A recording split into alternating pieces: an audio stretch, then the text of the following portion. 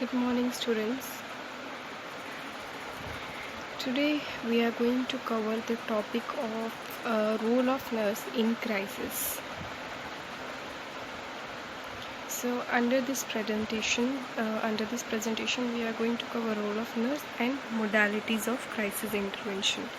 कि crisis में nurses का क्या रोल होता है और crisis intervention में क्या क्या modalities हैं. मोडालिटीज़ का मतलब बेसिकली मोड्स होता है, यानी क्राइसिस के वक्त संभालने के क्या क्या मोड्स हैं. ठीक है. So nurses respond to crisis situation on daily basis. We all know कि नर्सेज जो है क्राइसिस सिचुएशन को डेली बेसिस पे रिस्पॉन्ड करती हैं. ठीक है. कोई सी भी क्राइसिस हो, वार्ड में क्राइसिस हो, किसी इंडिविजुअल को लेकर क्राइसिस हो, किसी फैमिली को लेकर क्राइसिस हो, या फिर सोसाइटी में, कम्युनिटी में क्राइसिस हो, है ना. तो सबसे पहले जो है हम as a health care worker, ठीक है, सबसे पहले हम ही जाते हैं क्राइसिस के वक्त रिस्पॉन्ड करने के लिए. तो crisis can occur in any unit. For example, general hospitals, home settings, community health centers, schools, offices and in private practice. Crisis तो कहीं भी हो सकता है. हॉस्पिटल में भी हो सकता है, घर में भी हो सकता है, कम्युनिटी में हो सकता है, स्कूल्स में हो सकता है, ऑफिसेज में हो सकता है और प्राइवेट प्रैक्टिसेस में भी हो सकता है. प्राइवेट प्रैक्टिसेस यानी जो प्राइवेट डॉक्टर्स जो क्लिनिक्स ओपन करते हैं, बी इट या फिर प्राइवेट ऑफिसेज. ठीक है. Indeed, nurses may be called upon to function as crisis helpers in any situation. कोई भी क्राइसिस की सिचुएशन हो, नर्सेज को आप हर वक्त बुला सकते हो इंटरवेंशन के लिए. ठीक है.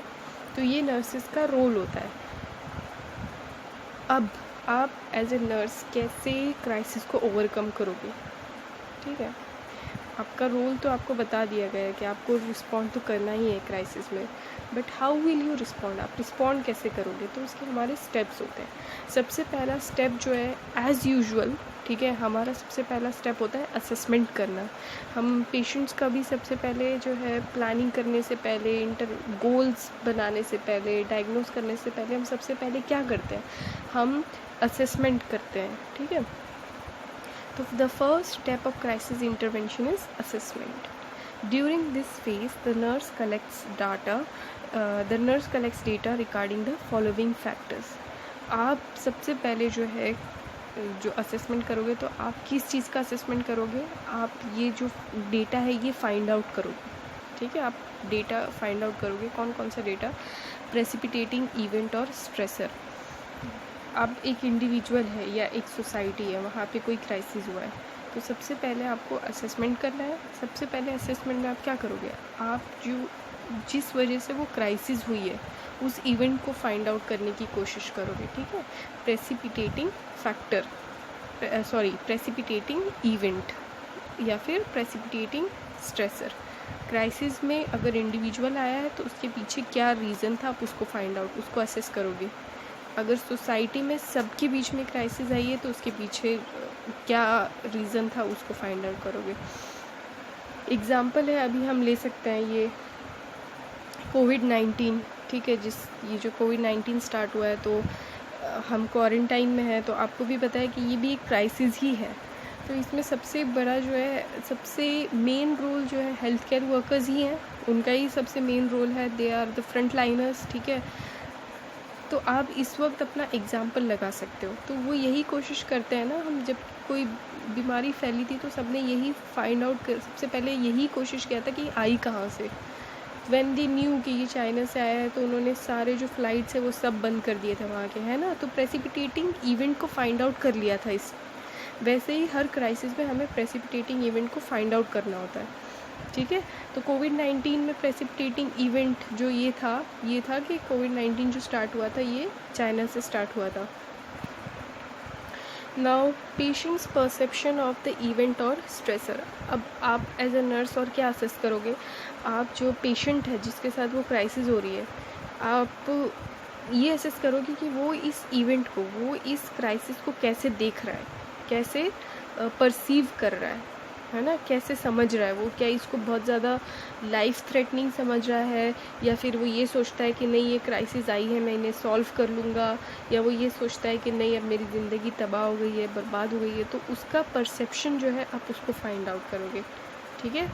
फिर nature and strength of patient support system and coping measures, coping resources.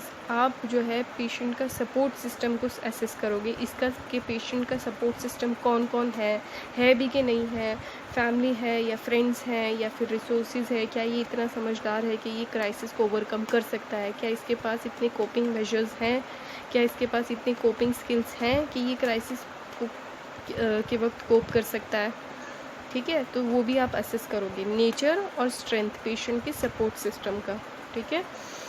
Level of psychological stress patient is suffering from and the degree of impairment he is experiences. और आप ये असेस करोगे कि पेशेंट को इस क्राइसिस की वजह से कितना स्ट्रेस हो रहा है, साइकोलॉजिकली वो कितना स्ट्रेस में है, वो आइडेंटिफाई करोगे, वो एसेस करोगे, और कितना वो इसकी वजह से जो है अपने आप का ध्यान नहीं रख पा रहा है, वो भी आप एसेस करोगे, ठीक है।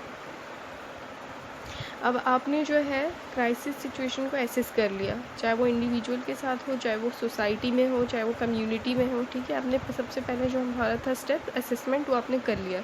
अब क्या होगा, अब असेसमेंट के बाद you will have nursing diagnosis आप बनाओगे, ठीक है।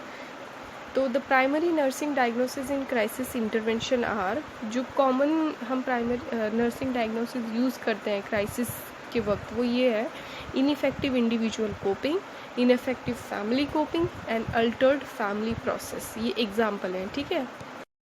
इनइफेक्टिव इंडिविजुअल कोपिंग का मतलब क्या है?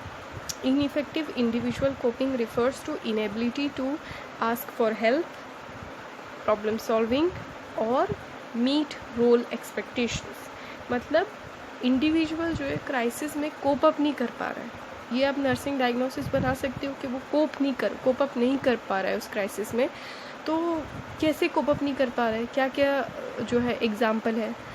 सबसे पहला तो यही है कि वो या तो किसी से हेल्प मांगने से डर रहा है, वो हेल्प नहीं मांगता किसी से। तो जब वो किसी से हेल्प नहीं मांगेगा तो क्राइसिस कैसे ओवरकम करोगे? अगर आप किसी प्रॉब्लम में सफ़र कर रहे होते हो तो आप विदाउट हेल्प किसी चीज़ को सॉल्व कर सकते हो?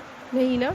तो यहाँ पे वो हेल्प नहीं मांग सकता, या नहीं मांगना चाहता, या नहीं उसे मांगनी आती हेल्प, ठीक है।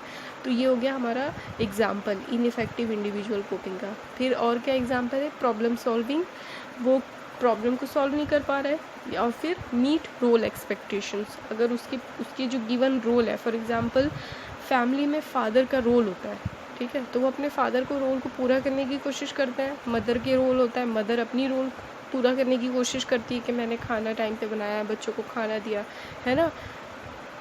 एज ए चिल्ड्रन, जब आपके पेरेंट्स दे ग्रो ओल्ड, आपके भी अपने रोल होते हैं। तो जब इंडिविजुअल किसी क्राइसिस सिचुएशन में जो है रोल नहीं मीट कर पा रहा है अपना, ठीक है, जो उसका रोल है उस चीज़ को फुलफ़िल नहीं कर पा रहा है, वो भी एग्जाम्पल है इनइफेक्टिव इंडिविजुअल कोपिंग का। दूसरा जो डायग्नोसिस था हमारा, ineffective family coping occurs when the family support system are not successful and family's economic or social well-being is threatened.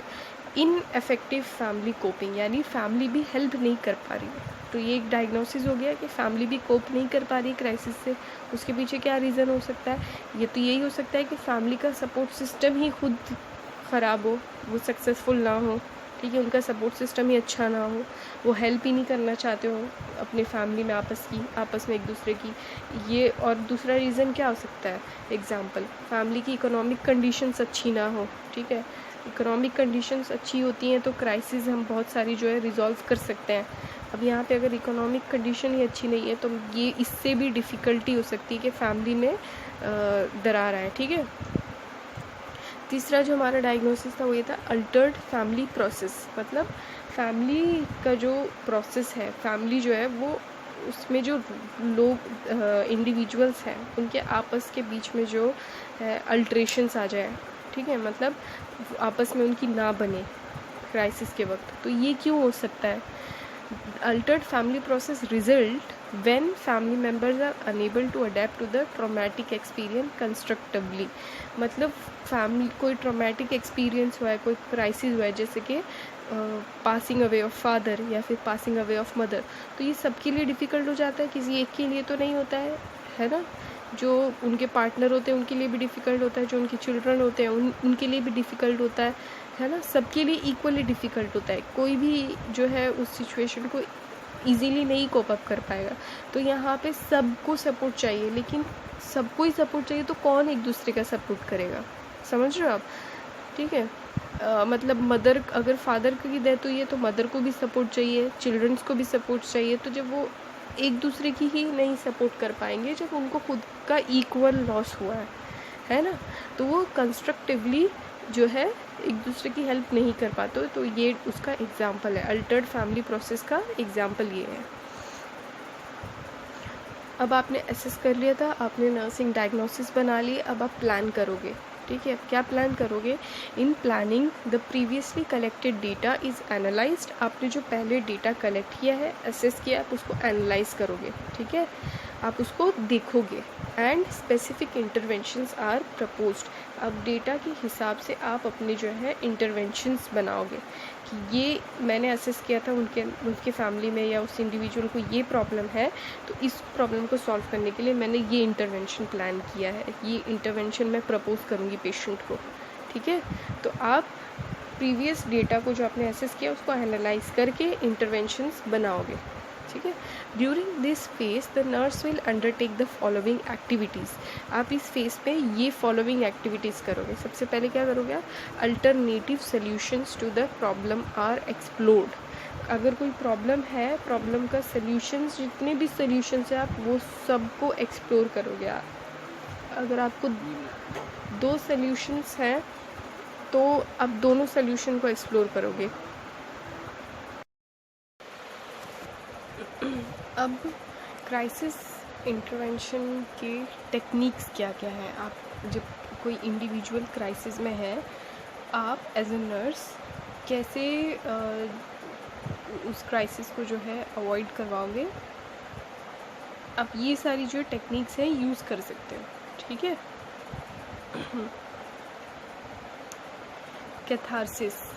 Catharsis मैंने आपको बहुत बार क्लास में पढ़ाया है कि कैथारसिस होता क्या है। The release of feelings that takes place as the patient talks about emotionally charged areas.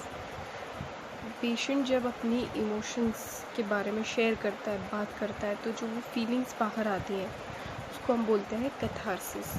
अब इसके बहुत सारे वेज हैं। ठीक है, कैथारसिस की बहुत सारे वेज हैं।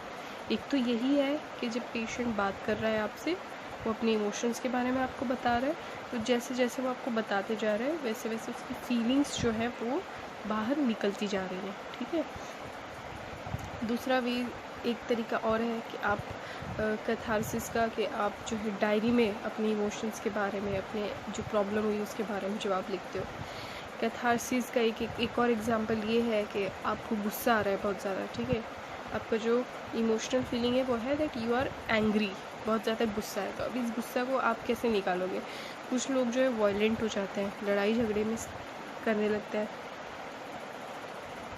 और अदरवाइज़ कुछ लोग हैं जो उसको फ़िज़िकल एक्टिविटी में निकालते हैं। फ़िज़िकल एक्टिविटी में जैसे प्लेइंग बास्केटबॉल, बैडमिंटन। ठीक है, तो इसको हम कैथारसिस बोलते हैं। मतलब जो हमारे अंदर फीलिंग्स और इमोशंस होते हैं, हम उनको बाहर निकालना चाह रहे हैं। ठीक है, उन इमोशंस को बाहर निकालना चाह रहे हैं सो दैट हमें थोड़ा हल्का फील हो। गुस्सा आ रहा है, हाइपर फील कर रहे हैं तो बैडमिंटन खेल लो, सैड फील कर रहे हैं तो किसी के साथ शेयर कर लो, नहीं तो अपनी डायरी लिख लो बैठकर। मतलब जैसे हम सैड होते हैं तो उसके बारे में जो लिखते हैं। ठीक है, दूसरा टेक्निक है reinforcement of behaviour, giving the patient positive reinforcement to adaptive behaviour. आपको ऐसा लग रहा है कि पेशेंट जो है, आपको ऐसा लग रहा है अगर कि पेशेंट पॉजिटिव बिहेवियर ला रहा है, ठीक है, थोड़ा बहुत अच्छा काम कर रहा है या क्राइसिस को रिजॉल्व करने की कोशिश कर रहा है, तो आप उन्हें रीइंफोर्समेंट दो, पॉजिटिव रीइंफोर्समेंट दो। जैसे वेरी गुड, आपको थोड़ा और टाइम दोगे तो आप क्राइसिस अच्छे से रिजॉल्व कर पाओगे। ठीक है, थर्ड टेक्निक जो है increasing self esteem, helping the patient to regain feelings of self worth. Crisis में यूजुअली इंडिविजुअल जो है बहुत ज़्यादा लो फील करता है अपने बारे में, है ना। जब हम किसी टेंशन में होते हैं, हमारे साथ कोई प्रॉब्लम होती है, तो we feel low, everyone feels low, ठीक है। हम अपने आप को बहुत लो फील करते हैं। हमें एज अ नर्स जो है हमें उस पेशेंट की सेल्फ इस्टीम को इंक्रीज़ करना है, ठीक है। हम उन्हें जो उनकी पुरानी उन्होंने लाइफ में जो कुछ सक्सेसफुल चीज़ें की हैं, तो हम उसके बारे में उन्हें बताएंगे। कि हम उन्हें ये भी बोल सकते हैं कि अभी ये कुछ दिनों की बात है, उसके बाद जो है ये क्राइसिस भी ठीक हो जाएगा, आप रिजॉल्व कर लोगे इस प्रॉब्लम को और आप अपनी day to day life spend करने लगोगे, ठीक है। और आप जो है आपको बेसिकली पेशेंट को लो फील करने से प्रिवेंट करना है, ठीक है, उनका सेल्फ इस्टीम इंक्रीज़ करना है। फोर्थ टेक्निक है एक्सप्लोरेशन ऑफ सॉल्यूशंस। जैसे हमने प्लानिंग में पढ़ा था कि जितने भी सॉल्यूशन हो सकते हैं हम उतने सॉल्यूशन को फाइंड आउट करेंगे कि ये क्या ये प्रॉब्लम इस सॉल्यूशन से सॉल्व हो सकती है, ठीक है। तो सॉल्यूशंस को आप एक्सप्लोर करोगे। इवैल्यूएशन, अब आपको जो है अपने क्राइसिस इंटरवेंशन में हेल्प की पेशेंट की, अब आपको इवैल्यूएट करना है, ठीक है।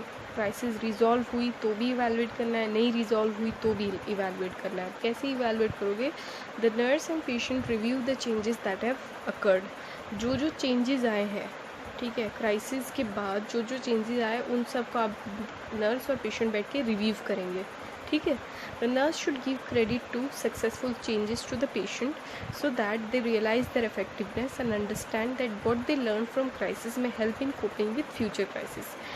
आपको जो है पेशेंट ने अगर क्राइसिस को रिजॉल्व किया है आप दोनों ने मिलके, तो आप इसका जो क्रेडिट है वो पेशेंट को दोगे, आप उनको कंग्रेचुलेट करोगे, आप उनको जो है बहुत ज़्यादा कॉन्फिडेंट फील करवाओगे so that he feels good about himself. और इसलिए भी आप उनको क्रेडिट दोगे कि फ्यूचर में अगर कोई भी क्राइसिस दोबारा से आती है, कोई भी प्रॉब्लम दोबारा से आती है, तो वो ये सोचे कि हाँ मैंने प्रीवियस प्रॉब्लम भी सॉल्व की थी तो मेरे से ये भी हो जाएगी, ठीक है। अगर आप कोई प्रॉब्लम सॉल्व करते हो तो आप चाहते हो ना कि आपको उस चीज़ का क्रेडिट मिले, भले ही आपने किसी से हेल्प लिया हो। सेम चीज़ यहाँ पे भी है, पेशेंट और नर्स बैठकर अगर किसी क्राइसिस और प्रॉब्लम को सॉल्व करते हैं तो आपको क्रेडिट पेशेंट को देना है, ठीक है, ताकि फ्यूचर में उस क्राइसिस को, वो किसी भी क्राइसिस को जो है कॉन्फिडेंटली उसको फेस कर सके। If the goals have not been met, अगर क्राइसिस तब भी रिजॉल्व नहीं हुआ है तो आप क्या इवैल्यूएट करोगे?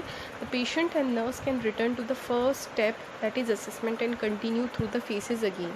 अगर फिर भी क्राइसिस रिजॉल्व नहीं हुआ तो नर्स और पेशेंट जो फिर से फर्स्ट स्टेप में जाएंगे, दैट इज़ असेसमेंट, और फिर से आप सारे फेसेस और सारे जो प्लानिंग थी, डायग्नोसिस थी, वो दोबारा से आप उसको कंटिन्यू करोगे। नेक्स्ट टॉपिक है modalities of crisis intervention. Crisis intervention के क्या क्या मोड्स हैं, ठीक है। मोडालिटी मतलब मोड्स। तो community based crisis intervention modalities have recently been developed. कि क्राइसिस जो है इंडिविजुअली, सोसाइटी में, कम्युनिटी में होती रहती हैं, ठीक है, क्राइसिस होती रहती हैं। तो इसके लिए अब community based crisis intervention modalities भी आ चुकी हैं। मतलब कम्युनिटी में हम जैसे PHCs है, आशा है, ये सारी चीज़ें जो है कम्युनिटीज़ में गवर्नमेंट ने इम्प्लीमेंट की है कि अगर आपको कोई भी प्रॉब्लम होती है तो आप सबसे पहले जो है, जो आपके सबसे नज़दीक हो, आप उनके पास जा सको, ठीक है। They are based on the philosophy that healthcare team must be active and go out to the patients rather than wait for the patients to come to them. आपको ये भी पता है कि कम्युनिटी हेल्थ नर्स का काम क्या होता है कि वो कम्युनिटी में सबके बारे में जान पहचान रखती है, सबके बारे में जो है नर्स, कम्युनिटी हेल्थ नर्स जो है सारा कम्युनिटी, पूरा कम्युनिटी के बारे में वो A to Z जानती है ना। तो community based crisis intervention modality का जो फिलॉसफी वो ये है कि पेशेंट को अगर क्राइसिस होती है तो इससे पहले कि वो हॉस्पिटल जाने से डरे, ठीक है, बाहर किसी हेल्प लेने से डरे, किसी एक्सटर्नल रिसोर्स की, आप as a community health worker आप उन्हीं के पास पहले चले जाओ हेल्प करने के लिए, ठीक है। आप जब प्रॉब्लम में होते हो तो आप ये चाहते हो ना कि हमारी हेल्प, आप ये चाहते हो ना कि आपसे लोग पूछें, इंस्टेड कि आप उन्हें जी प्रॉब्लम हो रही, मुझे सोल्यूशन चाहिए। आपको ज़्यादा अच्छा लगेगा तब जब आपसे कोई पूछता है हुआ है, मैं तुझे कैसे हेल्प कर सकता हूँ, है ना। तो इससे पहले कि पेशेंट हेल्थ हॉस्पिटल जाए या किसी की हेल्प लेने से घबराए, आप as a community health nurse patient के पास जाओ और उससे जो है क्राइसिस के बारे में बात करो, ठीक है। Mobile crisis programmes, mobile crisis teams, अब मोडालिटीज़ जो क्राइसिस इंटरवेंशन की मोडालिटीज़ है जो कम्युनिटी बेस्ड थी। एक और एग्जांपल है मोबाइल क्राइसिस प्रोग्राम्स, ठीक है। तो मोबाइल क्राइसिस प्रोग्राम्स क्या होते हैं? Mobile crisis teams provide frontline interdisciplinary crisis intervention to individuals, families and communities. The nurse who is a member of mobile crisis team should be able to provide on-site assessment, crisis management, treatment, referral, educational services to the patient, families and community at large. ठीक है, मतलब यही है कि nurse जो है immediately उस area का या उस कम्युनिटी का इमीडिएटली उनको क्राइसिस रिजॉल्व करने का जो है ट्रीटमेंट बताए, क्राइसिस मैनेजमेंट बताए, असेस करे, ठीक है। पेशेंट को हेल्थ एजुकेशन दे, कम्युनिटी को हेल्थ एजुकेशन दे, फैमिलीज़ को हेल्थ एजुकेशन इमीडिएट, यानी जिसमें ज़्यादा टाइम लेने की ज़रूरत नहीं होती है। अब पेशेंट को क्राइसिस है, वो हॉस्पिटल जाएगा तो it is time consuming. Mobile crisis में क्या होगा कि इमीडिएटली उसकी हेल्प करने के लिए वहाँ पे जो नर्स होती है, मोबाइल क्राइसिस टीम की जो मेंबर होती है, वो आके उसे हेल्प करना स्टार्ट कर देगी, ठीक है। Telephone contacts, crisis intervention is sometimes practised by telephone rather than through face to face contacts. अगर कभी कभार क्राइसिस होती है तो वो जो है वो क्राइसिस जो है इंस्टेड कि वो फेस टू फेस उस चीज़ को कांटेक्ट करें, वो ऑन फोन भी उस क्राइसिस को रिजॉल्व कर सकते हैं, ठीक है। तो the nurse should have effective listening skills to provide crisis intervention to victims. तो नर्स के पास एक्टिव लिसनिंग स्किल्स होने चाहिए ताकि वो पेशेंट की सुन सके, विक्टिम्स की सुन सके, जो क्राइसिस से गुजर रहे हैं उनकी फ़ोन पे अच्छे से एक्टिव लिसनिंग की वो उसमें स्किल्स होनी चाहिए, ठीक है। एग्ज़ाम्पल मैं आपको बताती हूँ। पेशेंट जो है डिप्रेस्ड है, बहुत ज़्यादा मेजर डिप्रेशन है उसको, ठीक है, और वो बहुत ज़्यादा सुसाइडल फील करता है। अब he is at verge of committing suicide, ठीक है, वो वर्ज है, मतलब वो बिल्कुल सुसाइड कमिट करने जा रहा है, ठीक है। तो उसमें फ़ेस टू फेस तो बात नहीं हो पाएगी, तो आप क्या कर सकते हो, आप कॉल करके पेशेंट को समझा सकते हो ना। तो आपके पास वो स्किल्स होनी चाहिए कि आप फ़ोन पर पेशेंट को अच्छे से बात कर सको, उनको समझा सको। ये टेलीफोन कॉन्टैक्ट भी एक मोडालिटी है क्राइसिस इंटरवेंशन की। ये सब एग्जांपल्स हैं मोडालिटीज़ ऑफ क्राइसिस इंटरवेंशन के। डिज़ास्टर रिस्पॉन्स, ये भी एक अनदर एग्जाम्पल है क्राइसिस इंटरवेंशन मोडालिटीज़ का। As part of the community, nurses are called on when an adventitious और social crisis strikes the community. जहाँ भी डिज़ास्टर होता है कम्युनिटी में तो इमीडिएटली नर्सेज जो है और हेल्थ केयर वर्कर्स जो है उनको वहाँ पे भेजा जाता है टू रिजॉल्व द क्राइसिस। अब डिज़ास्टर, कम्युनिटी बेस्ड डिज़ास्टर क्या क्या हो सकता है कम्युनिटी में all together? Flood, earthquake, airplane crashes, fires, nuclear accident etcetera, ठीक है।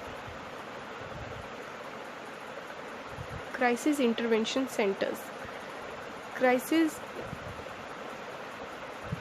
इंटरवेंशन सेंटर्स जो है ये सेंटर्स बने हुए होते हैं। They provide emergency psychiatric care and counselling to victims experiencing extreme stress और conflict often involving suicide attempt और ड्रग और अल्कोहल अब्यूज़। ये क्राइसिस इंटरवेंशन के सेंटर्स बने हुए हैं, ठीक है। ये बेसिकली इसलिए बने हुए ताकि ये एमरजेंसी केयर दे सके और काउंसिल कर सके विक्टिम्स को, ठीक है। एग्ज़ाम्पल जैसे अल्कोहल अब्यूज़ का कोई पेशेंट होता है, इंडिविजुअल होता है, तो उसको हम इमीडिएटली क्राइसिस इंटरवेंशन सेंटर में लेके जा सकते हैं। तो अल्कोहल अब्यूज़ के लिए जो है क्राइसिस इंटरवेंशन सेंटर बने हुए तो उनको हम बोलते हैं डी एडिक्शन सेंटर, ठीक है। और सेक्सुअल अब्यूज़ के जो विक्टिम्स होते हैं उनके लिए भी ऐसे सेंटर्स बने हुए होते हैं। तो अलग अलग कॉन्फ्लिक्ट, अलग अलग चीज़ों के लिए अलग अलग सेंटर्स बने हुए हैं। मैंने आपको एग्जांपल 2 ऑलरेडी दे दिए हैं, ठीक है। Victim outreach programme, victim outreach programme में यही होगा कि आपको किसी इंडिविजुअल के बारे में पता चलता है कि उसने ये प्रॉब्लम सफ़र की है, ठीक है, और वो पब्लिकली उसको हेल्प नहीं ले सकता, तो आप वहाँ पे जाकर पेशेंट की हेल्प करोगे, उन्हें अपने उस इंस्टीट्यूट में लाओगे, ठीक है, और उनकी वहाँ पे हेल्प करने की कोशिश करोगे। Victim outreach programmes use crisis intervention technique to identify the needs of victim. आप विक्टिम की नीड आइडेंटिफाई करोगे, फिर and then to connect them with appropriate referral and other resources. फिर उस नीड के हिसाब से उनको रेफ़र करोगे कि आप इधर जाओ, आप इधर जाओ। एग्जाम्पल मैं आपको देती हूँ, डी एडिक्शन सेंटर, अल्कोहल, आपको अल्कोहल अब्यूज़ का कोई पेशेंट दिख रहा है तो आप उनको रेफ़र करोगे डी एडिक्शन सेंटर में। तो ये एग्जांपल है victim outreach programme. Sexual abuse का है तो आप उनको पुलिस में रेफ़र करोगे, है ना। अब क्राइसिस के बाद आप पेशेंट को जो है, फैमिली को जो है, सोसाइटी, कम्युनिटी को जो है हेल्थ एजुकेशन भी दोगे। Nurses are involve in identifying people who are at high risk for developing crisis and in teaching coping strategies to avoid the development of crisis. आपको पहले तो उन लोगों को आइडेंटिफाई करना है कम्युनिटी में जो हाई रिस्क में है कि हाँ इनको क्राइसिस बहुत जल्दी से हो सकती है। Example, vulnerable group, old age, pregnant ladies, adolescent, childrens, females, ठीक है। ये सब जो है हाई रिस्क ग्रुप में है जिनको क्राइसिस बहुत जल्दी से हो सकती है। तो आप ऐसे लोगों को आइडेंटिफाई करोगे कम्युनिटी में, ठीक है। फिर उनको कोपिंग स्ट्रैटेजीज सिखाओगे कि अगर आपके साथ ऐसा होता है तो आप कैसे कोप अप कर सकते हो, आपसे कोई अगर ऐसे कर रहा है तो कैसे आप कोप अप कर सकते हो, उनको स्ट्रैटेजीज सिखाओगे, ठीक है, ताकि वो क्राइसिस को अवॉइड कर सके। The public also needs education so that they can identify those needing crisis services. और आप कम्युनिटी में और पब्लिक को भी एजुकेशन दे सकते हो।